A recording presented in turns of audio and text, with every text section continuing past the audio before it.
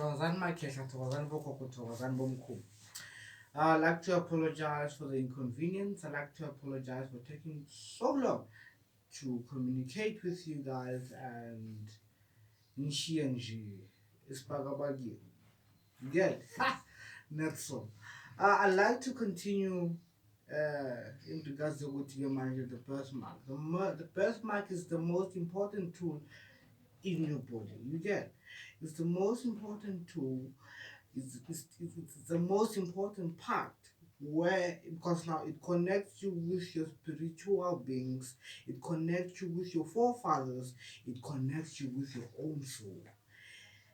Ikunike access ukuthi your soul ukuthi ikwazi ukuzicleansa yourself by dreaming certain things. It simply means ukuthi isoul yakho isaphila, isoul yakho isazulazula. Your soul is busy with something. You understand? Your soul, it connects with the unseen. You understand? That's why you have the ability to see things when you sleep, because now that's where the ancestors come and speak to you in regards to ukuthi yilaba bakwazi ukuthumela imilayezo ngakhona, yilaba bakwazi ukuxoxela izindaba ukuthi kwenzakalani, bafuna ukuthi bayenzeleni, and so on and so on. So now the birthmark is the access ukuthi amadlozi wakho bakutshengise ukuthi habobani yilaba bakurecognize khona ukuthi this is our daughter, this is our son. That's why you have a birthmark. You are marked in so many spiritual places. You understand? You are marked in everywhere, actually. You are marked in heaven, you are marked in hell, you are marked in so many spiritual places. And spiritual places, azuko too, it's not heaven and hell. You understand?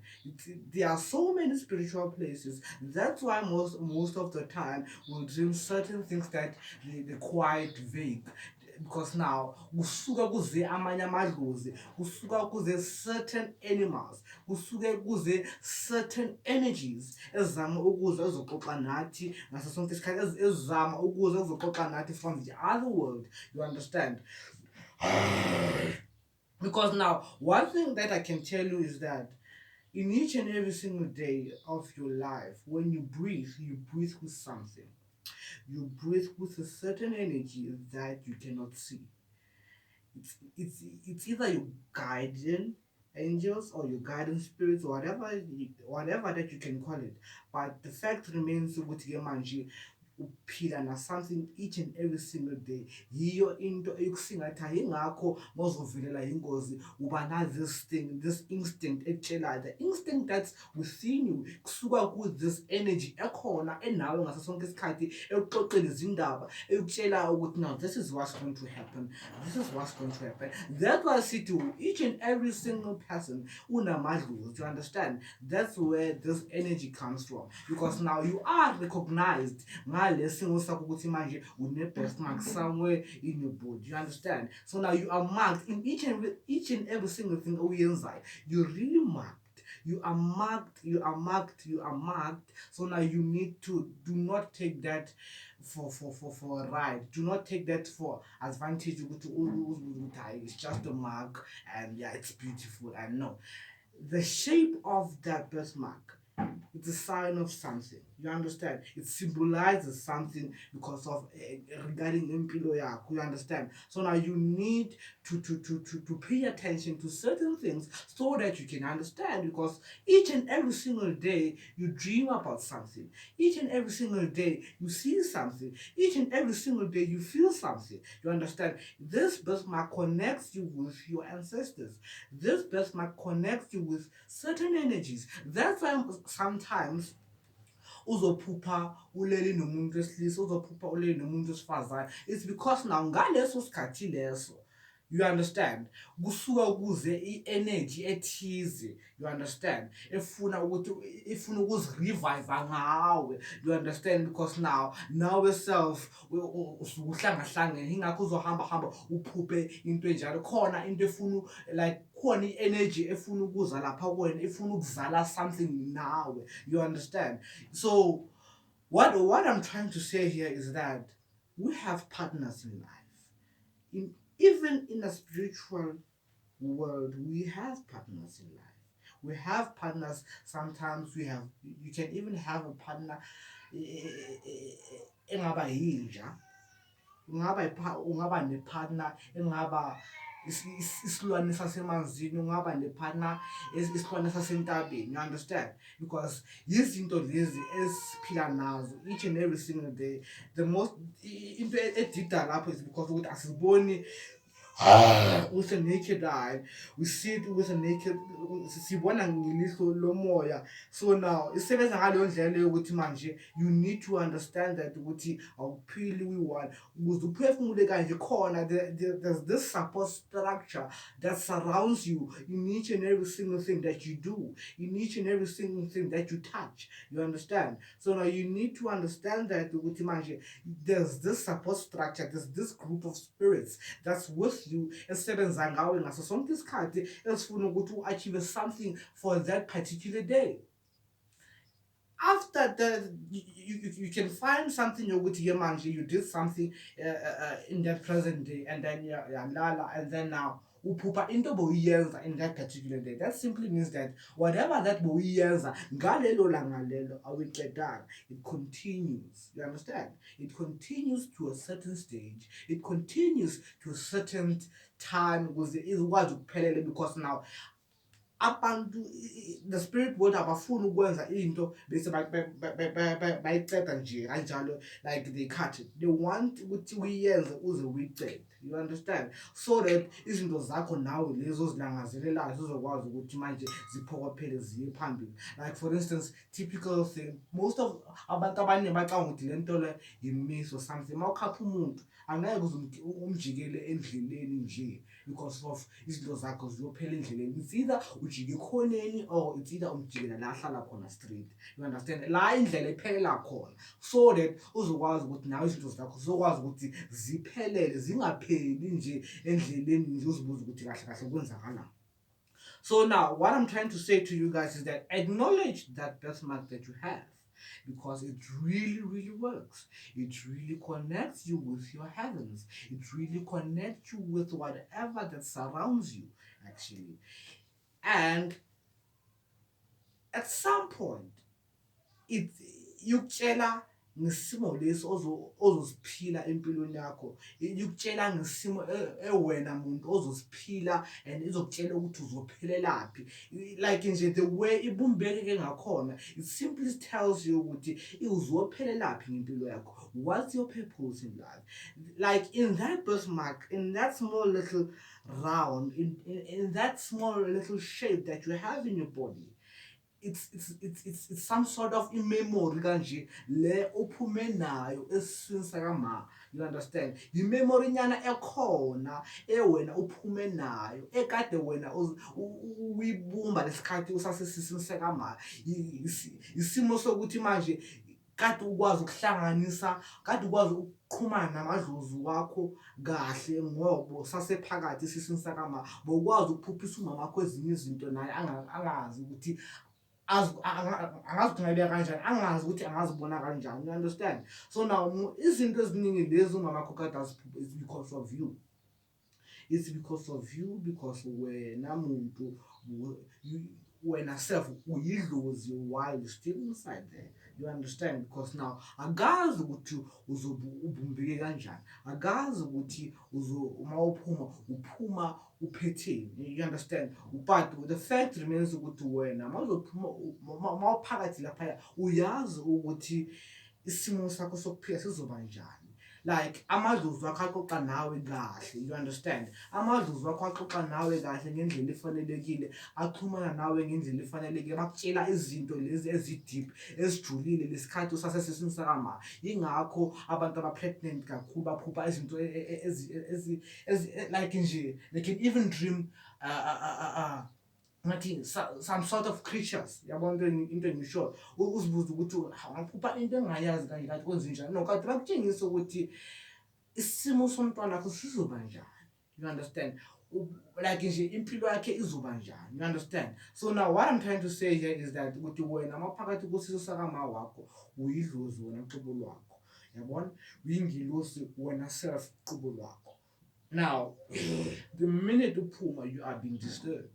You are being disturbed by isimo lesi sokuphuma kwakho and ukuthi uphuma kanjani. So all that memory iyaphuma and iyakuphi iyalapha ku-birth mark ukuthi now you are marked because of this is your whole life and this is what you need to do with your life. And the reason being silahleka singabantu is because of we ignore certain things, we ignore small little details of our lives, because each and every single day there's a sign esitshela ukuthi this is what you need to do, but we choose to ignore it. You understand? The dreams that we have speak to us ngendlela efanelekile ukuthi manje yasitshengisa ukuthi kumele senzeni, kumele ukuthi kube kanjani, ngilangeli kanjani. You understand? That's why abanye abantu basuka bathi angazi ukuthi ngizalelweni, ekubeni isikhathi uphuma lesikhathi before uphuma bowazi ukuthi wena kumele ukuthi wenzeni. The main problem ukuthi ube wadiscourage. So now you need ukuthi manje uhlanganise indaba zakho nejesu, kumele ukwazi ukuhlanganisa indaba zakho namadlozi wakho, because the minute uzalwa you subscribed to something. You understand? You subscribed to the spiritual world, you subscribe to the physical world. You understand? So now that you need to know. That you need to know in so many levels because of yiyo into ephethe impilo yakho. So now the subscriptions that oyenzile isikhathi uzalwa, you must be able to pay the subscription. You understand? There's a certain ways okubhadala the subscriptions that wena usubscribe kuzo. You understand? So now ziningi izinto ongazenza ukuthi impilo yakho ishiphe ngendlela efanelekile. More especially when you are a spiritual being, there's certain things that you need to do so that you can have a fruitful life. You understand? Like because abantu abaningi abanamadlozi, they tend to give up, they tend to lose hope because of babona ngathi amadlozi wabo ababanakile. And you know, the most important thing is to understand and listen and do as you told. Do as you told in terms of ukuthi manje mawuphupha yenza into bakutshela ukuthi uyenze. So nalamaphupho lawo indlela yokuthi manje ubhadale subscription yakho ngakhona, and by responding to that. Simple as that. So now you need to understand that, and you need to follow the dreams that you have, and you need to follow whatever that ezala impilo yakho, ngoba yiyo ezoshape impilo yakho ukuthi ibumbeke ibonakale ukuthi uye phambili. But one thing for sure, you are subscribed to something, and that's why your life is a mess, because you do not pay your subscriptions. Abantu abaningi bathi amadlozi wabo amadimoni, abantu abaningi bathi amadlozi wabo ama-satanism and so now they fail to understand ukuthi the surname that they use, where does it come from? You get? Where does it come from? Where does the surname that you use come from? Ukwazi ukubabiza amadimoni. Do you know ukuthi le surname le uyisebenzisayo ibuyaphi? How come bakubize ngomahlango? How come bakubize ngothwala? How come bakubize ngosompencempence? You understand? There's a reason behind that. You understand? There's a reason behind that. Indaba zeyibongo zichamuka ekuthenini the lively events lezi bona amadlozi wakho kade banazo, the challenges that they faced. You understand? The izindlela lezi bona abayihambile. You understand? So now calling them Satan, like it defeats the purpose. You're making your life like you're turning your life into shambles. Like you yourself, you're cursing yourself actually by calling them Satanism, by calling them demoni in. You understand? Nalabantu abakhohlisa abantu amadlozi kamadimoni, naye lo kutshela lokho isibongo sakhe yesasebenzisa uyasazi ukuthi siqhamukaphi. You understand?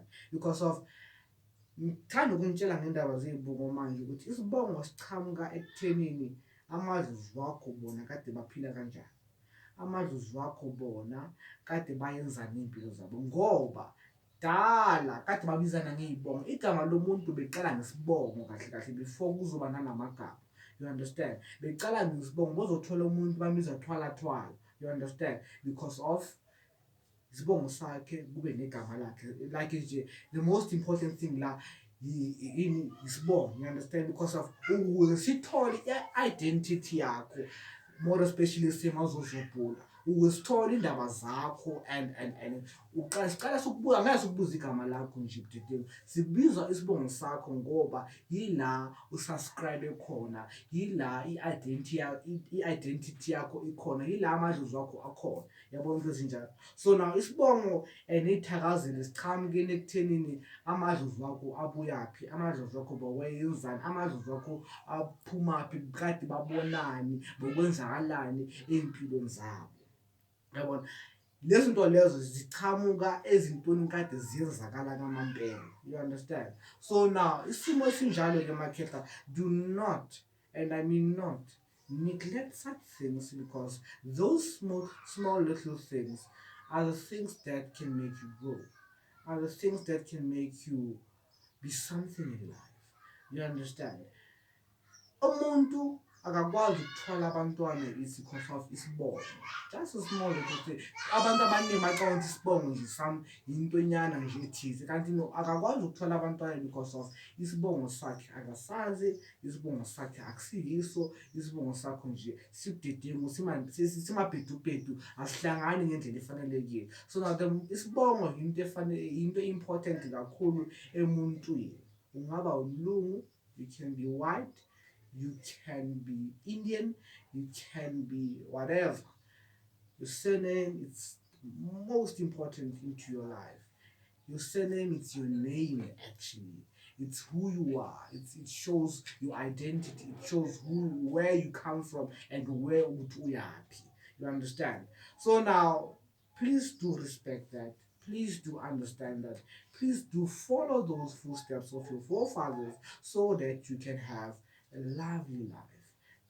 You understand? And manje-ke isimo sokuthi manje ukwazi ukuthi ubhadale i-subscription yakho, ukuthi manje ulalela amaphupho wakho, ukwazi ukwenza amatiyela, ukwazi ukubaphekela, ukwazi like nje ube ne-shrine ethize. It's very important to each and every individual or in their families to have a shrine, because that's where ubhadala khona your subscriptions. You understand? That's where ubhadala your subscriptions. Most of our billionaires do have shrines, because why basana those billions is because of they do pay the subscriptions, they do consult with their ancestors, you understand. So now do not neglect that yinto ebalulekile empilweni yakho, yinto ebalulekile empilweni yakini. Uzothole umndeni awuhlangani, uxabene, niyahamba niyabhula, niyahamba niyahlola, kodwa still umndeni awuhlangananga. It's because of this small little thing. Idlozi lakho alihlangananga ngendlela efanelekile, umsamo awukho school, you understand. So nakubalulekile ukuthi umsamo uhlale ukhona, nikwazi ukubhadala ama-subscriptions wenu, so that umndeni wenu ukwazi ukuhlangana, ningabulawa indlala, niphokophele niye phambili, you understand. So now kubalulekile nje ngoba ama-signs wona ahlezi akhona lapho, but thina abantu we choose to ignore them. We choose to ignore those small little signs that we always have in our lives. So now please do pay your subscriptions ngokuba nomsamo, ngokuphahla, ubaphuzisa amanzi, ukubapha ukudla, ukuxoxa nabo, ubakhanyisela amakhandlela. That's how you pay your subscription. And now izinto uzomangala wena uwumuntu uthi hayi lento ngiba ne-deja vu. I'll tell you something about a deja vu. Deja vu comes from whatever that you see in that particular day. It happens the third time, actually. It happens the third time in a sense of the time you have seen it. You spoke with your ancestors about it, and they told you this is what's going to happen, and you need to acknowledge that in a sense of basuke bakunike nama-reasons ukuthi wakumele uyi-acknowledge lento le. So usuke uyibone esiswini sakama, and then uyibona amasozelwe, and then la ukuhitha khona kakhulu yila-ke mpela nje uzibuza ukuthi le deja vu ngathi ngike ngayibona somewhere. into engikutshela yona manje awuqala ukuyibona usuke uyibona for the third time. Usuka uyibona for the third time because of manje amadlozi wakho basuke bakutshengise ukuthi now, do you remember this and this and that, we spoke about it ngelanga elithize, so now that's why sikubonisa ngayo manje. So which means whatever that eyenzakala ngaleso sikhathi, it's very important and you need to pay attention so that uzokwazi ukuthola ama-answers for that deja vu eyenzakala khona lapha kuwena. But the fact remains ukuthi awuyiboni for the first time, you seeing it for the third time. You understand? So now it's very important for you guys to understand that ukuthi deja vu works in a sense ukuthi manje uyibona for the third time, usuke uqaleni uqale uyibona esiswini sakamama. That's how it works. So makhehla asiqhubekeni sithanda amadlozi wethu, siwahlonipha ngaso sonke isikhathi, and definitely sure you wanna move forward, and then angeke ubuyele emuva ngoba you are not that negligent. You understand? Kodwa ukuze uphokophele phambili, pay attention to certain things so that uzokwazi ukuphila, pay your subscriptions, and definitely sure uzophila uphokophele phambili. Ngale ndlela le ngithi